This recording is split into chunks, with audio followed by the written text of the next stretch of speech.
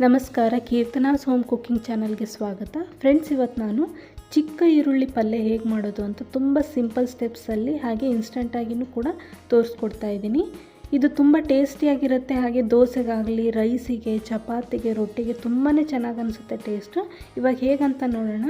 ಒಂದು ಅರ್ಧ ಬೌಲಷ್ಟು ಆಯಿಲು, ಒಂದು ಅರ್ಧ ಟೇಬಲ್ ಸ್ಪೂನಷ್ಟು ಜೀರಿಗೆ, ಅರ್ಧ ಟೇಬಲ್ ಸ್ಪೂನಷ್ಟು ಸಾಸಿವೆ, ಕರಿಬೇವು, ಹಾಗೆ ಇಲ್ಲಿ ಒಂದು ಅರ್ಧ ಕೆಜಿಯಷ್ಟು ಚಿಕ್ಕ ಈರುಳ್ಳಿನ 2 ಪೀಸ್ ಮಾಡಿಬಿಟ್ಟು ತೊಗೊಂಡಿದ್ದೀನಿ. ಇವಾಗ ಚೆನ್ನಾಗಿ ಇದನ್ನ ಫ್ರೈ ಮಾಡ್ಕೋಬೇಕಾಗತ್ತೆ. ಒಂದು ಸ್ವಲ್ಪ ಉಪ್ಪು ಹಾಕ್ತಾಯಿದ್ದೀನಿ, ಲೈಟಾಗಿ ಕಲರ್ ಚೇಂಜ್ ಆಗೋ ತನಕ ಫ್ರೈ ಆಗಲಿ ಅಂತ. ನೆಕ್ಸ್ಟ್ ಇದಕ್ಕೆ ರುಚಿಗೆ ತಕ್ಕಷ್ಟು ಖಾರದ ಪುಡಿ ಹಾಕ್ಕೊಳ್ತಾ ಇದ್ದೀನಿ. 1.5 ಟೇಬಲ್ ಸ್ಪೂನಷ್ಟು ಖಾರದ ಪುಡಿ, ನೀವು ನಿಮ್ಮ ಟೇಸ್ಟ್ ಪ್ರಕಾರ ಹಾಕ್ಕೋಬೋದು. 1/4 ಟೇಬಲ್ ಸ್ಪೂನಷ್ಟು ಅರಿಶಿನ, ಅರ್ಧ ಟೇಬಲ್ ಸ್ಪೂನಷ್ಟು ಗರಂ ಮಸಾಲ, ಅರ್ಧ ಟೇಬಲ್ ಸ್ಪೂನಷ್ಟು ಧನಿಯಾ ಪುಡಿ ಹಾಕ್ತಾಯಿದ್ದೀನಿ. ಹಾಕಿಬಿಟ್ಟು ಇವಾಗ ಮಸಾಲೆ ಜೊತೆಗೆ ಚೆನ್ನಾಗಿ ಮಿಕ್ಸ್ ಮಾಡ್ಕೋಬೇಕು. ಅದಾದಮೇಲೆ 1 ಟೊಮೊಟೊ ಹಣ್ಣನ್ನು ಸಣ್ಣ ಕಟ್ ಮಾಡಿ ಇಟ್ಕೊಂಡಿರೋದು ಹಾಕ್ತಾಯಿದ್ದೀನಿ. ನೆಕ್ಸ್ಟ್ ಇದಕ್ಕೆ ಒಂದು ಅರ್ಧ ಬೌಲಷ್ಟು ನೀರು ಹಾಕ್ತಾಯಿದ್ದೀನಿ. ನೀವು ನೀರು ಹಾಕ್ದೇನೂ ಕೂಡ ಹಾಗೆ ಡ್ರೈ ಆಗಿನೂ ಕೂಡ ಮಾಡ್ಕೋಬೋದು.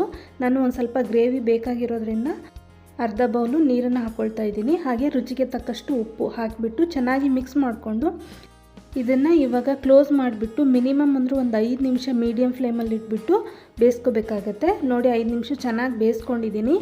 ಈ ಥರ ಲೇಯರ್ ಸಪ್ರೇಟ್ ಆದರೆ ಪಲ್ಯ ರೆಡಿಯಾಗಿದೆ ಅಂತ ಅರ್ಥ. ತುಂಬಾ ಟೇಸ್ಟಿಯಾಗಿರುತ್ತೆ. ಹಾಗೆ ಇನ್ಸ್ಟಂಟಾಗಿಯೂ ಕೂಡ ಮಾಡ್ಕೋಬಹುದು. ನೋಡಿ, ಒಂದು ಸ್ವಲ್ಪ ಕೊತ್ತಂಬರಿ ಸೊಪ್ಪನ್ನು ಹಾಕ್ತಾಯಿದ್ದೀನಿ. ಹಾಕಿಬಿಟ್ಟು ಚೆನ್ನಾಗಿ ಮಿಕ್ಸ್ ಮಾಡಿಕೊಂಡ್ರೆ ತುಂಬ ಟೇಸ್ಟಿಯಾಗಿರುವಂತಹ ಹಾಗೆ ಇನ್ಸ್ಟಂಟಾಗಿ ಮಾಡುವಂಥ ಚಿಕ್ಕ ಈರುಳ್ಳಿ ಪಲ್ಯ ಇವಾಗ ರೆಡಿಯಾಗಿದೆ.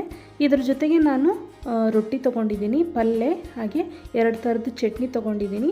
ಹಾಗೆ ಒಂದು ಸ್ವಲ್ಪ ಈರುಳ್ಳಿ ಮೊಸರು ತೊಗೊಂಡಿದ್ದೀನಿ. ಟೇಸ್ಟ್ ಮಾತ್ರ ತುಂಬಾ ಸಖತ್ತಾಗಿರುತ್ತೆ. ಒಂದು ಸತ ನೀವು ಕೂಡ ಇದನ್ನ ಟ್ರೈ ಮಾಡಿ.